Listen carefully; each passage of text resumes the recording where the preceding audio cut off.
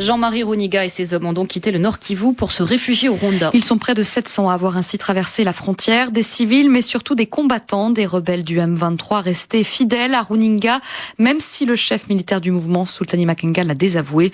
Après plusieurs jours de combat, les troupes de Runiga étaient dépassées. Sonia Rollet. Cela faisait plusieurs jours que la faction de Sultani Makenga harcelait sa rivale. D'attaque en escarmouche, les hommes de Jean-Marie Runiga avaient bien du mal à tenir leur position.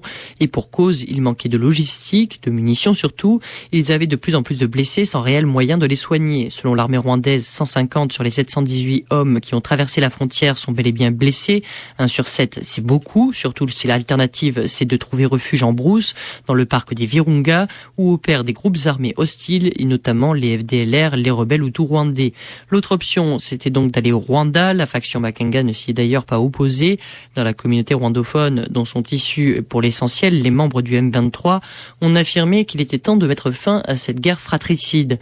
Pas d'opposition de principe non plus du Rwanda qui les a laissés traverser la frontière. Ils sont aujourd'hui cantonnés, désarmés, sous les yeux de la presse, invités à se rendre sur place pour le constater. Reste à savoir ce qu'il va advenir d'eux. Du côté rwandais, rien de définitif. La ministre rwandaise des Affaires étrangères affirme que c'était la communauté internationale d'en décider. Une volonté de transparence affichée pour un pays qui a régulièrement été accusé de soutenir les rebelles du M23. Et donc, tandis que sur le terrain, la faction rebelle de Makenga a pris le dessus, au niveau diplomatique, rien n'a été tranché. À Kampala, le M23 est toujours divisé avec 2 délégations qui revendiquent chacune la représentation du mouvement.